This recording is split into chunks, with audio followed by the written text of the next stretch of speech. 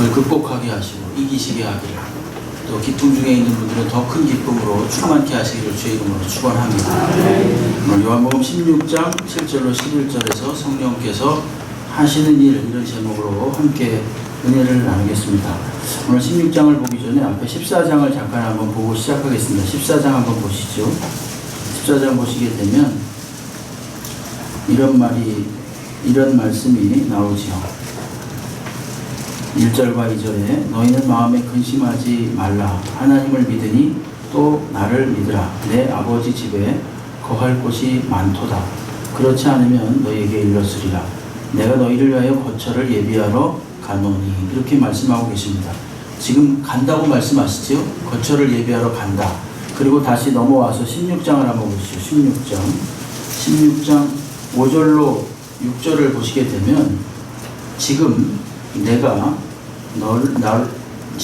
나를 보내신 이에게로 가는데 너희 중에서 나더러 어디로 가는지 묻는 자가 없고 도리어 내가 이 말을 함으로 너희 마음에 근심이 가득하였도다. 이렇게 말합니다. 그러니까 14장과 16장 내용이 사실은 일관되게 같습니다. 어떤 의미에서 같냐 하면은 내가 이제 이 땅에 머물다가 다시 아버지 하나님께로 돌아간다. 이런 의미에서 일관된 맥을 가지고 있습니다. 그런데 갑자기 15장이 중간에 끼어들었죠. 우리가 지난 시간에 15장을 봤는데 15장 내용은 뭐였냐 하면 혹시 뭐였는지 기억하십니까? 네. 기억이 안 나야 정상이겠죠? 그죠? 네. 그래야 제가 또 새롭게 드릴 거 아니겠습니까? 네. 나의 안에 거하라 그랬잖아요. 그죠? 나의 안에 거하라. 근데 14장과 16장 말씀을 보게 되면 16장 말씀을 보면은 14장 16장이 간다 이렇게 말씀하셨는데 15장이 갑자기 간다고 말씀해 놓고 나서 15장에서 나의 안에 거하라 이렇게 말씀하시면서 나의 안에 거하면 이제 아버지 하나님을 농부로 두는 것이고 나의 안에 거하면 이제 내 안에서 올바른 기도를 하고 응답을 받을 수 있고 또 나의 안에 거하면 기쁨이 충만할 것이고 나의 안에 거하면 너희가 사랑할 수 있게 될 것이다. 이렇게 15장에서는 예수 그리스도 안에 거하는 것에 대해서 예수 그리스도 안에 거하면 일어나는 일에 대해서 그 유익에 대해서 말해주고 있어요. 예. 그러니까 약간 좀 이상합니다. 내가 갈 건데 나의 안에 거하라 이렇게 말씀하시는데 내가 가는데 나의 안에 거하라 이게 약간 좀 맞지가 않는 것 같아요. 근데 이것을 우리가 알 수 있는 그 의미가 무엇인지, 그렇다면 거한다고 하는 유익을 우리가 알았는데 거한다는 의미가 무엇인지는 확실하게 밝혀지지 않는데 그게 15장 말미하고 16장에서 나옵니다. 15장 26절로 27절 말씀을 보시게 되면 내가 아버지께로부터 너에게 보낼 보혜사 곧 아버지께로부터 나오시는 진리의 성령이 오실 때에 그가 나를 증언하실 것이요 너희도 처음부터 나와 함께 있었으므로 증언하느니라 이렇게 말씀하십니다. 다시 말해서 26절에 보니까 26절에 보니까 내가 아버지께로부터 너희에게 보낼 보혜사 곧 성령께서 오실 것이다 이렇게 말씀하시죠. 그리고 나서 16장 내용 전체가 다 성령에 관한 말씀입니다. 이걸로 봐서 예수 안에 거한다라고 하는 것은 누구 안에 거하는 것입니까? 성령 안에 거하는 거예요. 성령 안에. 성령님 안에 거하는 것이구나. 이걸 우리가 알 수 있다는 거죠. 네? 무슨 말씀인지 아시겠죠? 그죠? 예수 안에 예수님 육신 안에 거하는 게 아니라 예수께서 보내신 성령, 예수의 영 또는 아버지의 영 이렇게 말합니다. 그걸 성령이라고 하는데 성령 안에 거하는 것이 곧 예수 안에 거하시는 것이다. 우리가 이렇게 알 수 있습니다. 예수님께서 죽으시고 나서 사흘 만에 죽음의 권세를 이기시고 다시 살아나셨습니다. 그리고 나서 그냥 즉시 하늘나라에 올라간 게 아닙니다. 40일 동안 이 땅에 계셨죠. 40일 동안 이 땅에 계시면서 많은 사람들에게 당신의 부활하셨음을 다 보여주셨습니다. 그리고 승천하신 후에 며칠 만에 성령이 오셨느냐? 10일 만에 오셨습니다. 그래서 오순절이라고 하죠. 50일 만에 오셨다라고 하는데 그것은 6월절로부터 50일이니까 예수님이 6월절에 돌아가시고 40일 동안 머무시다가 하늘나라로 승천하시고 그리고 나서 10일 후에 오셨으니까 50일 만에 오신 건데 오순절에 오신 거죠. 그러니까 실제로 예수께서 떠나신 지 며칠 만에 온 거예요? 딱 10일 만에 온 겁니다. 10일 만에 누가 왔어요? 성령 하나님께서 강력하게 임했습니다. 그것이 어디에 나와 있느냐? 사도행전 2장 1절로 4절 말씀에 명쾌하게 나와 있습니다. 여기에 보시게 되면 오순절날이 이미 이름에 그들이 다 같이 한 곳에 모였더니 호련히 하늘로부터 급하고 강한 바람 같은 소리가 있어 그들의 앉은 온 집에 가득했다. 이걸 먼저 보시죠. 잠깐만요. 조금 그 2절과 3절을 좀 보여주시죠. 여기 보시게 되면 오순절날이 이미 이르렀다. 이렇게 말했고, 그때 무슨 현상이 일어나냐면 호련히 뭐가 일어났습니까? 하늘로부터 급하고 강한 바람 같은 소리가 있었다. 이렇게 말하죠. 그렇죠? 소리가 들렸어요. 그렇죠? 그 다음 3절 4절 보여주시죠. 마치 불의 혀처럼 갈라지는 것들이 그들에게 보여 각 사람 위에 하나씩 임하여 있었다. 3절에 보니까 뭐가 보였습니까? 불의 혀처럼 갈라지는 것이 보였다 그랬어요. 자, 안 들리는 소리가 들렸고 그 다음에 안 보이던 것이 보였습니다. 3절에. 4절에 보게 되면 그들이 다 성령의 충만함을 받고 성령이 말하게 하심을 따라서 어떻게 합니까? 다른 언어들로 말하기를 시작했다. 이것이 소위 말하는 무엇입니까? 방언이에요. 방언. 성령이 강력하게 역사하심으로 신비로운 일들이 일어났는데 그게 뭐냐면 전에 안 들리는 소리가 들렸고 전에 안 보이던 것이 보였고 전에 말할 수 없었던 것들을 말할 수 있게 됐다는 것입니다. 네? 이것이 바로 성령께서 임하심으로 일어난 현상입니다. 근데 이것이 새삼스러운 게 아니라 이미 예수께서 이 땅에 계시는 동안에 말씀을 하셨던 것이 성취된 것에 불과합니다. 누가복음 24장 49절 말씀에 보시게 되면 이렇게 말씀하셨어요. 예수께서 볼지어다 내가 내 아버지께서 약속하신 것을 너희에게 보내리니 너희는 위로부터 능력이 입혀질 때까지 이 성은 예루살렘 성을 말하는데 이 성에 머물르라 이렇게 말했습니다. 예수께서 올라가시기 직전에 다시 아버지께로 가시기 직전에 뭐라 그랬냐면 이제 너희는 위로부터 능력으로 입혀질 때까지 이 성에 머물라 이렇게 말씀하시고 올라갔고 그 말씀이 고스란히 올라가신 지 열흘 만에 사도행전 2장에서 성령 강림을 통해서 성취가 된 것입니다. 예수께서 육신으로 이 땅에 계시는 동안 갈릴리 나사렛 지방 그쪽 어간에서만 그쪽 지역에서만 사역을 하셨습니다. 그렇기 때문에 시간적인 육신적인 제약을 받고 계셨습니다. 그러나 성령이 오심으로써 어떻게 됐냐면 시간적 육신적인 제약을 초월해서 이제 언제고 어디서든지 그 공간도 또한 초월해서 일하시는 그런 놀라운 일이 생긴 거죠. 그래서 오늘 16장 7절 전반부에 보시게 되면 뭐라 그러냐면 그러나 내가 너희에게 실상을 말하는데 내가 떠나가는 것이 너희에게 유익이다 그랬어요. 왜 떠나가는 것이 유익이겠습니까? 이제 앞으로 성령이 오실 것이기 때문에 그래요. 보세요. 내가 떠나가지 아니하면 보혜사가 곧 성령을 말합니다. 파라클레토스 옆에 계시느니 언제나 우리 옆에 계시느니 주님의 영, 예수의 영, 하나님의 영, 성령 이것을 다른 말로 보혜사라고 그러거든요. 너희에게로 오시지 아니할 것이요 내가 안 가면 그런데 내가 가면 내가 그를 너희에게로 보낼 것이다 이렇게 말씀하고 있습니다. 그렇기 때문에 어떻습니까? 예수께서 가심으로써 성령이 오신다. 그래서 그가 이제 어떤 일을 하십니까? 성령께서 오셔서 성도가 무슨 일을 어떻게 해야 할지를 가르쳐 주시고 예수께서 하신 말씀들을 다 생각나게 하신대요. 네? 요한복음 14장 26절 잠깐 보시겠습니까? 앞에 한번 잠깐 보시죠. 14장 26절 여기에 보면 이런 말씀이 나옵니다. 보혜사 곧 아버지께서 내 이름으로 보내실 성령이라 그랬어요. 그러니까 보혜사는 다른 말로 말하면 내 이름은 예수잖아요. 나는 그렇죠? 예수의 영이라는 뜻입니다. 보혜사 곧 아버지께서 내 이름 즉 내 이름으로 보내실 성령 즉 예수의 영이 그가 너희에게 모든 것을 가르치고 내가 너희에게 말한 모든 것을 생각나게 하리라 이렇게 말씀하셨습니다. 누가? 성령 즉 예수의 영이 오셔서 이제 앞으로 모든 내가 가르쳐준 것과 또 앞으로 너희들이 무슨 말을 해야 될지에 대해서 가르쳐준다는 거예요. 가르쳐준 걸 다 생각나게 하신다는 것입니다. 이 말을 들으시는 분 중에는 예수를 믿으시는 분도 있고 안 믿으시는 분도 있고 성령에 대해서 무척 어색한 분도 있을 것입니다. 예수를 안 믿고 전혀 자연인으로서 소위 성경에서 말하는 거듭나지 않은 사람은요 지금 이 말이 무슨 말인지 몰라요.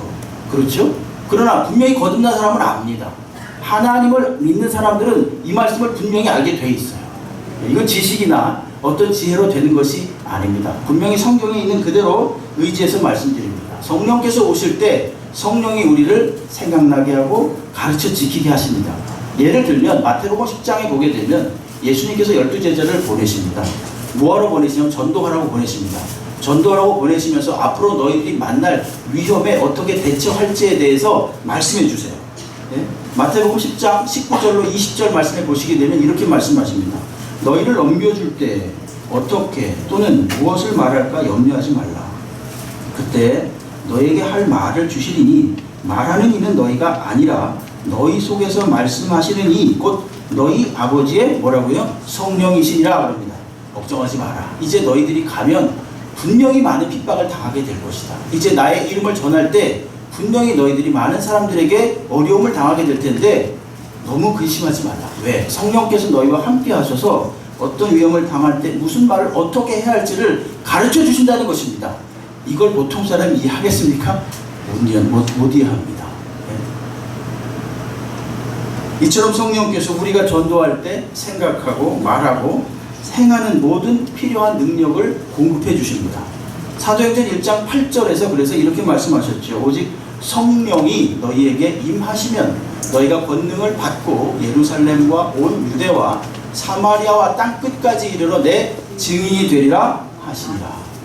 성령이 임해서 능력, 권능이 생긴다고 하는데 그 권능이라는 게 뭐 어떻게 뭐 짠하고 슈퍼맨처럼 뭐 만들고 그런 권능이 아니라 어떤 핍박에도 어떤 어려움 속에서도 하나님의 말씀으로서 그것을 이길 만한 능력을 말하는 거예요.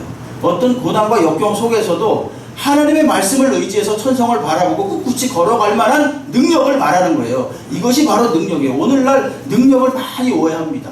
엄청난 무슨 뭐 다른 사람들에게 과시하고 뭔가 위력을 발휘하고 이런 걸 능력이라고 생각하는데 물론 하나님께서 가끔씩 비상적인 상황에서 그런 일을 하실 수 있죠. 충분히. 구약시대에 특별히 그런 일들이 엄청나게 많이 있었습니다. 그러나 이제 성령께서 우리 안에 내재하심으로 우리와 함께 하심으로 이제는 어떻게 합니까? 꿋꿋이 주님의 길을 닮아갈 수 있는 그 능력, 많은 어려움과 핍박과 고난과 또는 오해 속에서도 오히려 주님의 길을 가는 것이 바른 길이라고 생각하고 확신 있게 나갈 수 있는 그런 능력, 이것이 바로 성령이 주시는 능력이에요. 그때그때마다 자족하게 하고 그때그때마다 지혜롭게 하고 그때그때마다 어떤 말을 해야 할지를 알게 하는 것, 이것이 바로 성령이 주시는 능력이라는 거죠. 그래서 다른 사람들이 무엇을 느끼는 것입니까? 아, 정말로 하나님 계신가 보다.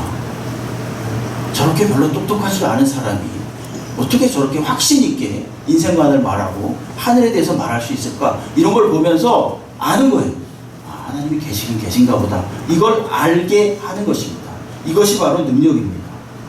오늘 구체적으로 16장 7절로 11절에서 구체적으로 성령께서 어떤 일을 하시는지를 한번 더 자세히 보겠습니다. 결론부터 말씀드린다면 성령께서 하시는 일을 한번 받아하시죠. 예수를 더 깊이 알게 하신다. 네. 이게 사실은 결론이에요. 근데 결론인데 이걸 세부적으로 하나씩 좀 보겠습니다. 여러분, 예수 그리스도를 아는 지혜라는 것은요, 그저 우리는 크리스마스 하루 있어가지고 뭐 선물 나눠주고 즐기고 아 그분이 좋은 분이다 이런 분으로 생각하죠. 아니 십자가에 못 박히셨다 이걸 알기는 합니다. 그러나 나와 상관이 없는 것으로 생각해요. 많은 사람들이. 그건 예수를 모르는 겁니다. 솔직하게 말하면. 안다라고 하는 것은 야다, 경험하다 이런 뜻이에요. 경험하다, 체험적으로 알다 이런 뜻이에요. 이것은 성령께서 그에게 깨닫게 하지 않으면 모르는 거예요. 이 세상 지식으로, 이 세상 지혜로는 모릅니다. 고린도전서 2장 8절에서 그래서 이렇게 말합니다. 이 지혜는 이 세대의 통치자들이 누구예요? 권력자들이잖아요. 아무리 힘 있고 모든 것을 가진 자들이 한 사람도 알지 못하였나니 만일 알았다면, 이 지혜가 누구에 대한 지혜입니까? 예수를 아는 지혜입니다. 알았더라면 영광의 주를, 예수 그리스도를 십자가에 못 박지 아니하였을 것이다 이렇게 말하잖아요.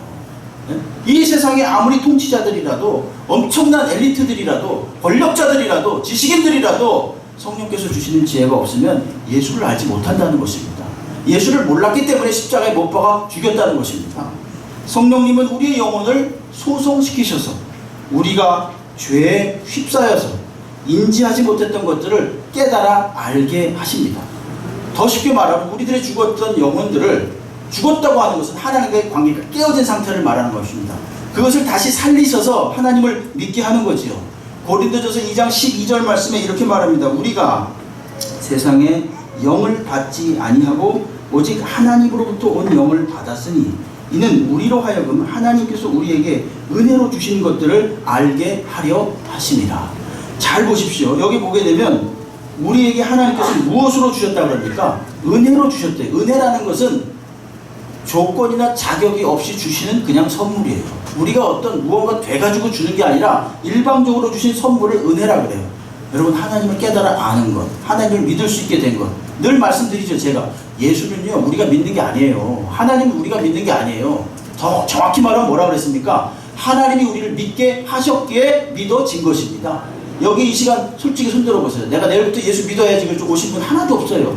돌연히 갑작스럽게 믿어진 거예요. 어떻게? 성령께서 우리의 마음을 감동시키시고, 아, 이렇게 살면 안 되겠구나, 이렇게 사는 게 참다운 삶이 아니구나, 이걸 알게 하신 거예요. 그래서 어떻게 된 거예요? 아, 하나님을 믿어야 되겠구나, 이렇게 된 겁니다. 이거 누가 하시는 일이라고요? 성령께서 하시는 일이에요. 성령께서.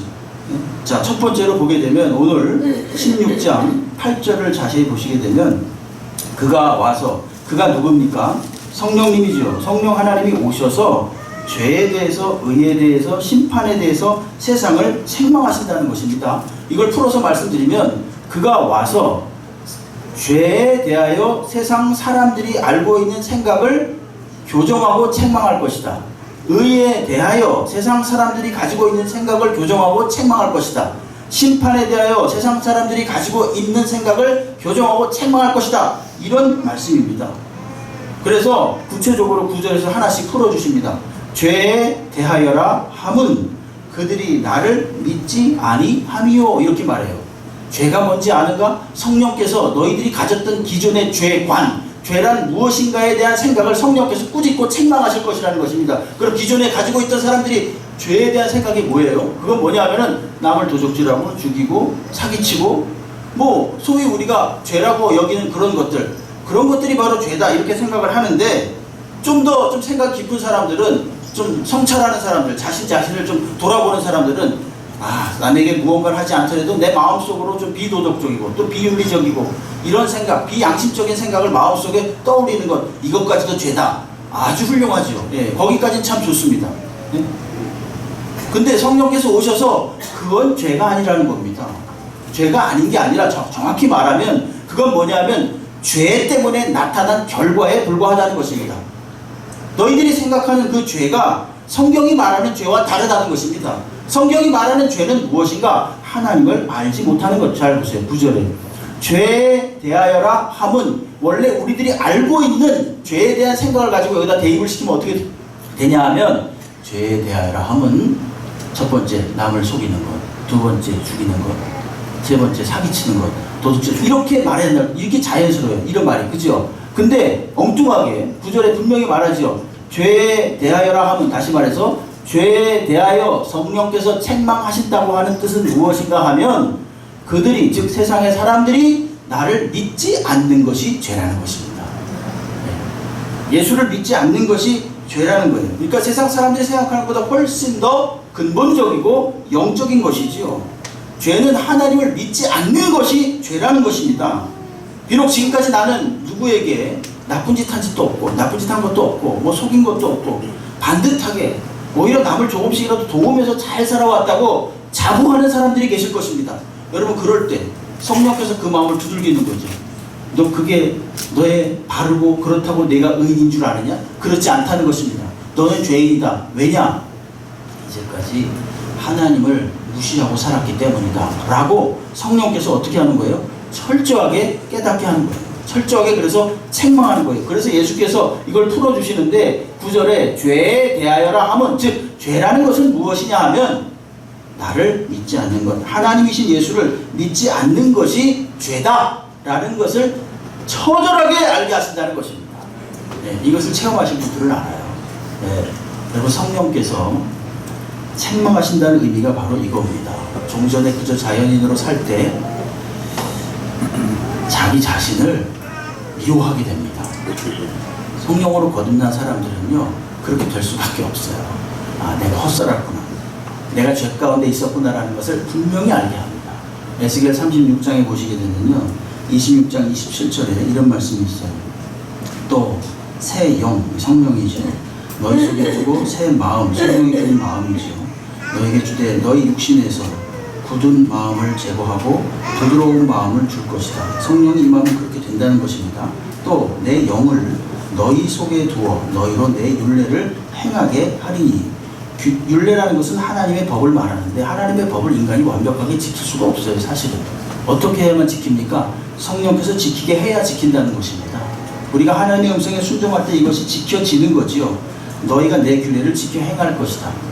서기관과 바리새인과 그 당시에 많은 종교 지도자들이 규칙을 지키라, 규칙을 지키고 율법을 지켜야만 하늘나라에 갈 수 있다 그랬지만 자신들도 못 지켰습니다. 근데 어떻게 하면 지킬 수 있다고요? 성령께서 그 마음에 임하면 성령의 인도하심을 따라 살 때 그것이 지켜질 수 있다는 거예요. 결정적으로 36장 31절 말씀에 보시게 되면 에스겔 36장 31절에 이렇게 말합니다. 그때 너희가 너희 악한 길과 너희 좋지 못한 행위를 기억하고 너희 모든 죄와 가증한 일로 말미암아 어떻게 합니까? 스스로 밉게 보리라. 아, 창피하다. 제 자신도 그랬습니다. 성령께서 강력하게 임하실 때 아, 창피하다. 지난 동안 살아왔던 게 이게 헛된 삶이었구나 라는 것을 아주 처절하게, 그러면서 막 옆에 사람에게 창피해요. 창피해요. 아, 내가 왜 이러지? 이러면서 막 창피합니다. 그러면서 스스로 자신이 살아왔던 생애에 대해서 이것이 결코 옳지 않은 생애라는 것을 깨달아 알게 되고 그것을 밉게 보게 됩니다. 이런 걸 뭐라 그러느냐? 회개 또는 거듭남이다. 이런 말을 합니다. 종전에 거듭나지 않았을 때를 부끄럽게 생각하면서 하나님께로 돌이키게 하는 것, 이것이 바로 성령 하나님이 오셔서 하시는 일입니다. 이것이 소위 사람들이 죄에 대해서 가지고 있던 것에 대한 교정이요 책망입니다. 이처럼 성령은 거듭나지 않은 자연인이 전혀 알지 못하는 죄에 대해서 알게 하신다는 것입니다. 어떻게 이렇게 성령 하나님은 세상 사람들이 가지고 있던 종전의 죄에 대한 생각을 책망하시고, 죄라는 것은 다름이 아니라 하나님을 믿지 않았다는 것임을 처절하게 깨닫도록 하는 것이 바로 죄라는 것입니다. 이것을 성령이 오셔서 하신다는 거예요. 네, 아멘 소리가 별로 크지가 않아요. 그죠? 네, 점점 기어들어가네요. 네. 자, 두 번째 성령께서 오셔서 무슨 일을 하십니까? 의에 대하여라고 그러죠. 8절에 보니까 의에 대하여, 심판에 대하여, 두 번째 의에 대하여. 근데 의에 대하여 뭐라 그러니까 10절에 보니까 풀어주시죠. 의에 대하여라 함은 내가 아버지께로 가니 너희가 다시 나를 보지 못합니다. 이렇게 말합니다. 이 말도 좀 약간 이렇게 좀 균형이 안 맞는 것 같지 않아요? 의에 대하여라 함은 의가 뭔지 아는가? 이것 이렇게 하는 것이 의다. 이렇게 말해야 되는데 엉뚱하게도 뭐라고 말합니까? 내가 아버지께로 가니 너희가 다시 나를 보지 못하는 것이다. 이렇게 말합니다. 이게 도대체 무슨 말이에요? 여러분, 세상 사람들은요, 자기의 기준이 있습니다. 자기가 옳다고 여기는 바가 있어요. 네? 자기가 보는 관점이 다 다릅니다. 그러니까 소위 의롭다고 하는 게 뭐가 의로운 것이냐? 이렇게 물어보면요, 다 가지각색이에요. 그러니까 뭡니까? 절대적으로 옳은 게 없는 거예요. 사실 다 틀려요. 어떤 사람 보기에는 옳지만 어떤 사람 보기에는 옳지 않습니다. 그럼 성경이 말하는 의라는 것은 무엇인가? 이 사전적인, 신학 사전적인 의미는 뭐냐면요, 디카이오 시네 이래가지고 이게 무슨 뜻인가 하면요, 항상 옳고 정당한 거예요. 하나님 앞에서 항상 옳고 정당한 것을 뭐라 그러냐면 의라 그래요. 예? 놀랍지 않습니까? 그러면 하나님 앞에서 항상 옳고 정당한 사람이 있습니까? 없습니까? 없잖아요. 없지 않습니까? 로마서 3장 10절로 12절은 뭐라 그럽니까? 기록된 바 의는 없나니 하나도 없으며 깨닫는 자도 없고 하나님을 찾는 자도 없고 다 치우쳐 함께 무익하게 되고 선을 행하는 자는 없나니 하나도 없다. 이렇게 말합니다. 하나님을 하나님으로 알아볼 만한 사람이 하나도 없어요. 하나님 앞에서 완벽하게 의로운 사람이 하나도 없다는 것. 근데 오직 한 분만 계십니다. 그분이 누굽니까? 예수님이라는 거예요. 그래서 여기 잘 보십시오. 여기 10절에 보시게 되면 의에 대해서라 하면 내가 아버지께로 가니 너희가 다시 나를 보지 못하며, 이 뜻은 무엇인가 하면 하나님께는 의로운 자만 갈 수 있지요. 죄 있는 자는 못 가지 않습니까? 근데 모든 사람들은 의롭지 못해요. 근데 자기 자신이 간다, 내가 아버지께로 간다, 이 말은 무슨 뜻입니까? 내가 곧 의인이라는 뜻이잖아요. 오직 나만이 의인이다, 이런 뜻입니다. 아하, 그러니까 의라는 것은 무엇인가? 예수 그리스도가 의인이시다 라고 하는 뜻입니다.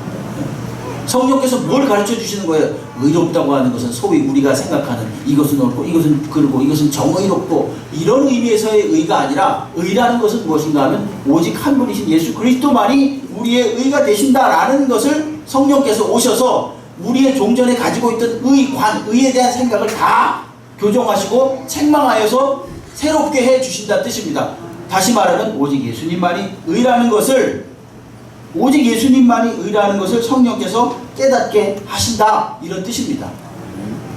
세상의 사람들은요, 지금도 여전히 자신의 의를 세우고 있습니다. 이렇게 하면, 최소한 하나님이 계시면 나를 천국에 받아줄 거야. 절대 착각입니다, 여러분. 이렇게 행동하면, 이렇게 살면 분명히 적어도 하나님이 계신다면 나를 올바르게 대우해 주실 거다. 아닙니다. 착각입니다. 네? 이것은 신약시대에 이미 2000년 전에도 그래 왔어요. 로마서 10장 3절 말씀에 보시게 되면 하나님의 의를 모르고 자기 의를 세우려고 힘써 하나님의 의에 복종하지 아니하였도다, 이렇게 말합니다. 자기 의를 세우려고 내가 옳다고 생각하고 하나님의 의에 복종하지 않았어요. 그리고 마침내 의인으로 오신, 의 자체이며 의인으로 오신 예수 그리스도를 십자가에 못 박아버렸습니다. 사도행전 7장 52절 말씀에 보시게 되면 스데반이 이렇게 말하죠. 너희 조상들이 선지자들 중에 누구를 박해하지 아니하였느냐? 너희 조상들이 누구를 박해하지 않았느냐? 선지자들 다 박해했다는 것입니다. 의인이 오시리라고 예고한 그들, 선지자들은 의인이 앞으로 오실 것이라고 예고한 사람들이 선지자들인데 그들을 죽였다. 누가? 너희 조상들이. 그리고 이제는 나를 둘러싸여 나를 지금 심판하고 있는 너희들은, 지금 스데반이 둘러싼 모든 사람들에게 하는 말이죠. 그 의인을 잡아준 자요 살인한 자가 된다, 이렇게 말합니다. 즉 바로 너희가 의인인 예수 그리스도를 잡아 죽인 자다, 이렇게 스데반이 성령의 감동을 받아서 책망한 것입니다. 그러므로 성령께서 오셨다는 것은 세상이 가졌던 이제까지의 의로움에 대한 생각을 다 잘못되었다고 책망하시는 것이고, 오직 예수님만이 의로우실 뿐 의인은 아무도 없다는 것입니다. 이걸 알게 하신다는 거예요.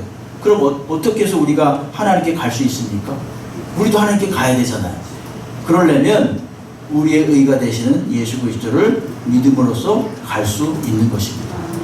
로마서 3장 23절로 24절 말씀에 보시게 되면 모든 사람이 죄를 범하였음에 하나님의 영광, 즉 하나님의 임재와 현현 앞에 가지 못하였더니, 영광에 이르지 못하였더니, 즉 하나님께 가지 못하였더니 그리스도 예수 안에 있는 속량으로 말미암아 하나님의 은혜로 값없이 의롭다 하심을 얻은 자 되었느니라. 그렇게 해서 우리가 의롭다 하심을 입어서, 우리가 의로워서 의로운 게 아니라 예수 그리스도의 의를 힘입어서 그 은혜로 순전히 우리가 의롭다 하심을 입어서 어떻게 됐다고요? 아버지께 갈 수 있게 됐다는 것입니다. 네? 그것을 누가 가르쳐 주는 겁니까? 성령께서 가르쳐 주시는 거예요. 네? 그래서 예수를 믿음으로써 우리는 의롭다고 여김을 받는다는 것입니다. 예수를 믿음으로 의롭다고 여김을 받는 것을 다르게 표현하면 복음을 믿어서 의롭게 된다고 말할 수 있어요. 복음이 누군데요? 예수 그리스도시거든요. 로마서 1장 17절 말씀에 이렇게 말하죠. 복음에는 하나님의 의가 나타나서, 즉 복음, 예수 그리스도 안에서 하나님의 의, 하나님의 완전한 오르심이 여기서 나타나요. 예수 그리스도 안에서. 그래서 이제 예수 그리스도를 믿음으로 믿음에 이르게 되나니 기록된 바 오직 의인은 믿음으로 말미암아 살리라 함과 같으니라. 네. 이렇게 하나님 백성이 돼서 말씀에 순종하는 삶이 곧 무슨 삶인가? 의로운 삶입니다. 네. 의로운 삶이 무슨 뭐 어디 올라가 소리치고 그런 삶이 아니에요. 의로운 삶은요, 분명히 성경이 말합니다. 주의 말씀에 순종하면서 사는 삶이에요. 신명기 6장 25절 말씀에 분명히 말하고 있지 않습니까? 여기 나오잖아요. 우리가 그 명령하신 대로 이 모든 명령을 우리 하나님 여호와 앞에서 각자 지키면 뭐라고요? 곧 우리의 의로움이다. 그것이 우리의 의로움이에요. 의로움을 너무 거창하게 생각하지 마십시오. 하나님의 말씀을 지키고 조용히 순종하면서 사는 것이 이게 우리의 의로움이에요. 세 번째로 성령이 두 번째로 이처럼 의에 대해서 가르쳐 주시고 나서 마지막 세 번째로 심판에 대해서 또 말씀하시죠. 8절 끝에 보니까 세상을 심판에 대해서 세상을 책망한다고 그랬는데 11절에 이거 해석을 이렇게 해줍니다. 심판에 대하여라 함은 이 세상 임금이 심판을 받았습니다. 이렇게 말합니다. 이것도 약간 이상합니다. 그렇죠? 심판에 대해서 심판 그러면 여러 가지 사람들이 이런 말을 하죠. 심판이 뭐가 있느냐? 죽으면 끝이다. 이렇게 말하는 사람들이 있고 심판은 좋아. 있다고 치자. 그건 내가 죽고 난 다음에 일어나는 일이다. 그렇게 또 말하는 사람도 있습니다. 그런데 오늘 11절을 가만히 보니까 심판에 대한 그 개념이 잘못됐다는 거예요. 심판에 대한 개념이 뭐라 그럽니까? 이 세상 임금이 심판을 받았답니다. 여러분 이 세상 임금이 누굽니까? 에베소서 2장 1절로 2절 말씀에 의하면 뭐라 그러냐면 공중 권세 잡은 자다 이렇게 말합니다. 그는 허물과 죄로 죽었던 너희를 살리셨도다. 그때 너희는 그 가운데서 행하여 이 세상 풍조를 따르고 공중의 권세 잡은 자를 따랐으니 곧 지금 불순종의 아들들 가운데서 역사하는 영이다. 이렇게 말합니다. 이 세상 임금은 그러니까 마귀예요. 사탄입니다. 그런데 예수께서 무엇으로 오셨는가? 심판주로 오셨습니다. 요한복음 5장 26절로 27절 말씀을 보시게 되면 아버지께서 자기 속에 생명이 있음같이 아들에게도 생명을 주어 그 속에 있게 하셨고 또 인자됨으로 말미암아 무엇을 주셨습니까? 심판하는 권세를 주셨어요. 그러니까 우리가 생각하는 심판은 뭐예요? 내가 뭐 잘하고 잘못한 거에 따라서 물론 그것도 심판입니다. 근데 근원적인 심판은 뭐라고요? 근원적인 심판은 뭐냐면은 마귀에 대한 심판을 말하는 거예요. 예수께서 이 땅에 오심으로써 마귀에 대한 심판이 이미 이루어지기 시작했습니다. 자, 마태복음 한번 볼까요? 마태복음 8장 28절 29절에 보게 되면요 이런 말씀이 나와요. 또 예수께서 건너편 가다라 지방에 가시매 귀신 들린 자 둘이 무덤 사이에서 나와 예수를 만나니 그들은 몹시 사나워 아무도 그 길로 지나갈 수 없을 지경이더라. 이에 그들이 소질러 이르되 하나님의 아들이여, 예수를 말하는 거죠. 우리가 당신과 무슨 상관이 있나이까? 때가 이르기 전에 우리를 괴롭게 하려고 여기 오셨나이까? 이렇게 말하는 거예요. 이게 무슨 말씀입니까? 귀신이 예수님 보고 벌벌 떠는 거예요. 무슨 일이 있을 때 예수님의 이름으로 기도하시기 바랍니다. 나는 아무 능력도 없어요. 솔직히 말해서 보잘것없습니다. 그러나 예수님의 이름을 앞장 세우면 어둠의 권세가 벌벌 떤다 그래요. 마가복음 1장 23절로 24절에도 이렇게 말합니다. 마침 그들의 회당에서 돌아온 귀신 들린 사람이 있어서 소리질러 이르되 나사렛 예수여, 우리가 당신과 무슨 상관이 있나이까? 우리를 멸하러 왔나이까? 나는 당신이 누구인 줄 아노니 하나님의 거룩한 자입니다. 귀신이 먼저 알아본다니까요. 누구를? 예수님을 먼저 알아봐요. 그러니까 이들이 먼저 알아보고 벌벌벌 떨어요. 그러니까 예수께서 이 땅에 오셨다는 사실 그 자체가 이미 심판이 시작되었다는 것입니다. 그리고 예수께서 십자가에 달리시면서 그리고 사흘 만에 그 죽음의 권세를 박살내고 다시 일어나심으로써 사단이 마지막까지 끝까지 가지고 있었던 그게 뭡니까? 사망 권세거든요. 그 사망 권세까지도 다 부숴버린 것입니다. 히브리서 2장 14절 말씀에 보시게 되면 자녀들은 혈과 육에 속하였음에 그도 또한 같은 모양으로 혈과 육을 함께 지니심은 죽음을 통하여 죽음의 세력을 잡은 자, 잘 보세요. 죽음을 통하여 죽음의 세력을 잡은 자 곧 마귀를 멸하시며 이렇게 말하잖아요. 무엇을 통해서 죽음의 그 권세 잡은 자를 멸합니까? 죽음을 통해서 진이 당신께서 십자가에 죽어지심으로써 그리고 다시 그 죽음을 완전히 이기시고 사심으로써 마귀를 멸하시며 또 죽기를 무서워함으로 한평생 매여 종로로 타는 모든 자들을 놓아주려 하심이라 이렇게 말하고 있습니다. 여러분 세상 사람들에게 공평하게 임하는 법칙이 있습니다. 그게 뭔지 아시죠? 죽음이에요. 죽음. 그 사람이 아무리 많이 배웠든지 적게 배웠든지 많은 것을 가졌든지 적게 가졌든지 공평하게 임하는 게 있습니다. 그게 뭡니까? 죽음이에요. 그런데 오늘 성경은 뭐라 그러냐면 예수께서 그 죽음을 죽음으로써 이겨내셨다라고 말합니다. 그리고 이제 그 예수를 믿는 믿음에 참여하는 사람들은 죽음의 공포에 떨지 않습니다. 왜? 죽음이라는 것은 곧 부활을 위한 전 단계이기 때문에 그렇습니다. 예? 그것을 성령께서 가르쳐 주시는 거예요. 근데 오늘 11절 말씀을 가만히 보시게 되면 과거용으로 표현되어 있어요. 그렇죠? 심판에 대하여라 함은 이 세상 임금이 심판을 뭐라 그러니까 받았다 이렇게 말해요. 받았다. 이미 받았대요. 아니, 받고 있는 건 이해하겠는데 받았답니다. 아직 예수께서 십자가에 못 박히시지 않았는데 이미 받았대요. 이게 무슨 용법입니까? 저번에 말씀드렸지만 예언적 과거라는 용법이라고 했죠. 그렇죠? 하나님이 하시는 일은 너무나 확실해가지고 분명히 되는 일이기 때문에 인간이 하는 일은 중간에 무슨 일이 생기면 안 될 수도 있어요. 근데 하나님이 하시는 일은 분명히 됩니다. 그렇기 때문에 200% 분명히 되기 때문에 이것을 과거형으로 아예 그냥 해버린 거예요. 심판받았다 이렇게 말해버린 겁니다. 에베소 2장 5절 6절에 이런 말씀이 있죠. 허물로 죽은 우리를 그리스도와 함께 살리셨고 너희는 은혜로 구원을 받은 것이라. 또 함께 일으키사 그리스도 예수 안에서 함께 하늘에 어떻게 했다고요? 앉히셨다 이렇게 말합니다. 아니, 우리가 지금 이 땅에 있는데 뭘 하늘에 앉힙니까? 앉힐 것이 너무나 분명하기 때문에 이렇게 말씀하신 거예요. 이 모든 것의 공통점, 오늘 지금 이 성령께서 오셔서 하시는 일의 공통점이 뭐냐? 다 누구와 관련이 있습니까? 예수와 관련이 있잖아요. 예수 그리스도와 관련이 있지 않습니까? 여러분, 예수님을 오해하지 마십시오. 예수님은 하나님이십니다. 예수님은 그저 만화 속에 나오고 동화 속에 나온 착한 분이 아닙니다. 그분은 우리의 죄를 대속하시기 위해서 온 하나님이시고, 그리고 다시 오셔서 우리를 심판하시는 심판주가 되시는 하나님이십니다.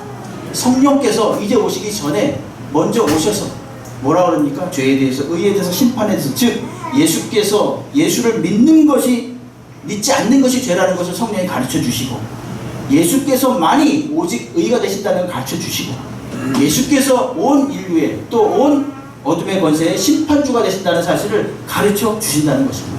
그러니까 온 이 성령께서 하시는 일이 다 누구와 관련이 있느냐? 예수와 상관이 있습니다. 이런 일은 세상의 어떤 학문으로도, 어떤 지식도, 어떤 천재도 이것을 알 수가 없습니다. 왜 그렇지 아십니까? 이게 하늘에 속한 것이기 때문에 그래요. 못 알아듣습니다. 아무리 말해도. 거듭난 자마지 알아들을 수 있죠. 바라기는 성령께서 이 시간 우리들의 마음을 깨닫게 하시고 풍성케 하셔서 예수 안에 거하셔서 죄와 의와 심판에 대해서 분명히 알고 성령 안에서 주님이 주시는 귀한 복을 누릴 수 있는 백성들 되시길 주님으로 축원합니다. 기도하겠습니다. 하나님 아버지,